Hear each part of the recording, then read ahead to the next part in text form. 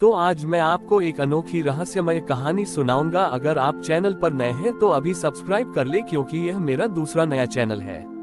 तथा कहानी पूरा देखे, अंत में एक अनोखा रहस्य छुपा है। धन्यवाद। तो सुनिए। एक बार की बात है, एक बहुत ही शक्तिशाली असुर था जिसका नाम था दुर्मद। वह अपने बल और पराक्रम के लिए तीनों लोकों में प्रसिद्ध था। दुर्मद को अपने बल पर बहुत अहंकार था और वह मानता था कि इस सृष्टि में कोई भी उससे अधिक शक्तिशाली नहीं है।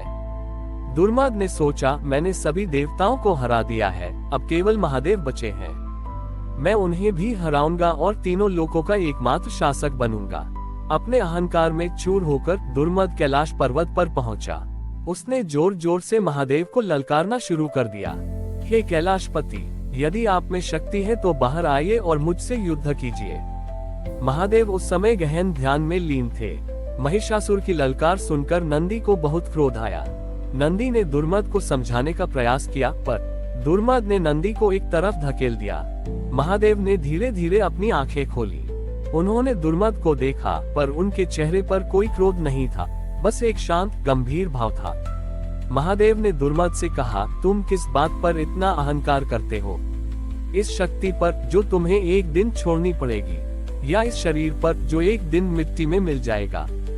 दुर्मद ने महादेव की बात का उपहास किया और कहा, आप अपनी हार स्वीकार कर रहे हैं। आओ युद्ध करो और मुझे हराओ। महादेव ने दुर्मद की चुनौती स्वीकार की, पर एक अनोखे तरीके से। उन्होंने अपनी जटा से एक अदृश्य अहंकार का भार निकाला और दुर्मद से कहा, ये युद्ध का पहला चरण है। यदि तुम ये बोझ उठा सकते हो तो मैं तुमसे युद्ध करूंगा। दुर्मद ने देखा कि वहां कोई वस्तु नहीं थी, पर जैसे ही उसने उसे महसूस किया, उसे अपने शरीर पर एक बहुत भारी बोझ का एहसास हुआ। दुर्मद ने अपनी पूरी शक्ति लगा दी, पर वह उसे हिला भी नहीं सका। वह जितना अधिक बल लगाता, बोझ उतना ही भारी होता जाता। कुछ ही देर में दुर्मद उस बोझ के नीचे दब गया और उसकी सारी शक्ति खत्म हो गई। महादेव ने शांत स्वर में कहा, दुर्मद, ये बोझ कोई और नहीं बल्कि तुम्हारा अहंकार था। तुम जिसे अपनी सबसे बड़ी शक्ति समझते थे, वही तुम्हारी सबसे बड़ी कमजोरी है। दुर्मद को अपनी गलती का एहसास हुआ।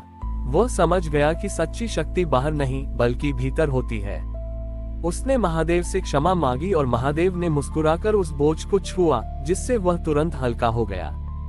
दुर्मद ने महादेव से क्षमा प्राप्त कर ली थी और उसे अपने अहंकार का एहसास हो चुका था। पर उसके मन में एक और प्रश्न था। उसने महादेव से पूछा, हे प्रभु, आपने मेरे अहंकार को तोड़ा, पर मैं ये जानना चाहता हूँ कि मैं अपने भीतर के अहंकार को पूरी तरह से कैसे खत्म करूँ?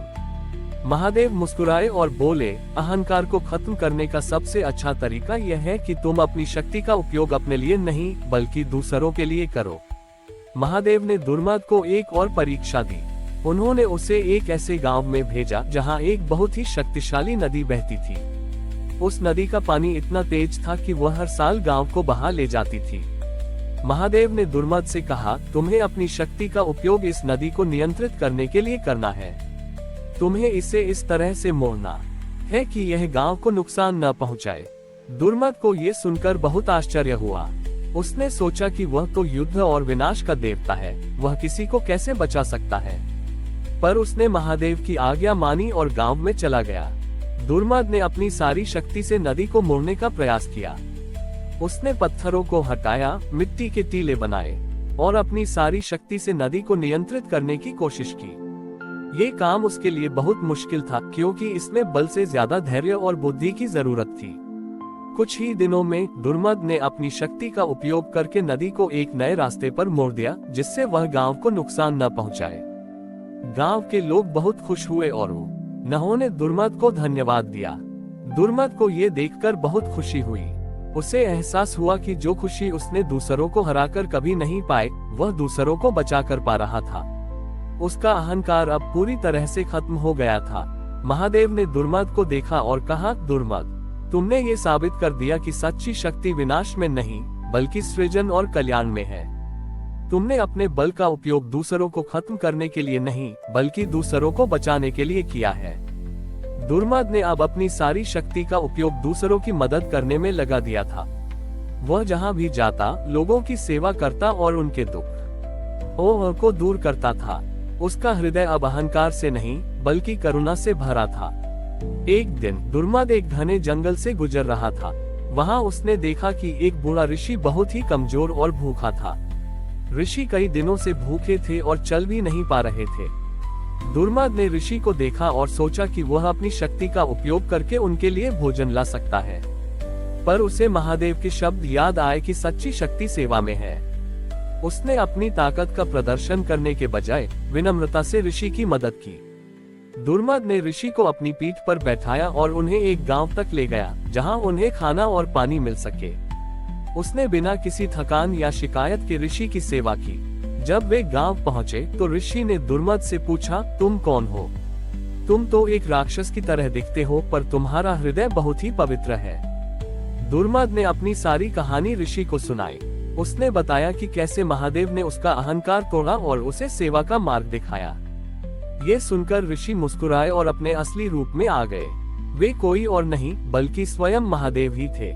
महादेव ने दुर्मद से कहा, दुर्मद, तुमने मेरी अंतिम परीक्षा भी पास कर ली है। तुमने ये साबित कर दिया कि अहंकार का अंत तभी होता है जब तुम अपनी शक्ति का उपयोग खुद के लिए नहीं बल्कि दूसरों की सेवा के लिए करते हो। महादेव ने दुर्मद को आशीर्वाद दिया और कहा कि अब से तुम सेवासुर के नाम से जाने जाओगे, जिसका अर्थ है सेवा करने वाला असुर।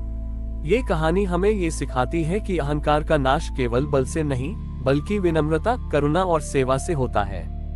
हमारी और भी आध्यात्मिक एवं अनोखी कहानियां देखने के लिए हमारे चैनल पर जाएं तथा धार्मिक एवं पौराणिक अनोखी कहानियां हमारे चैनल पर है। कृपया जाके देखें तथा हमारे चैनल को सब्सक्राइब करके रखें और वीडियो लाइक जरूर करें। धन्यवाद।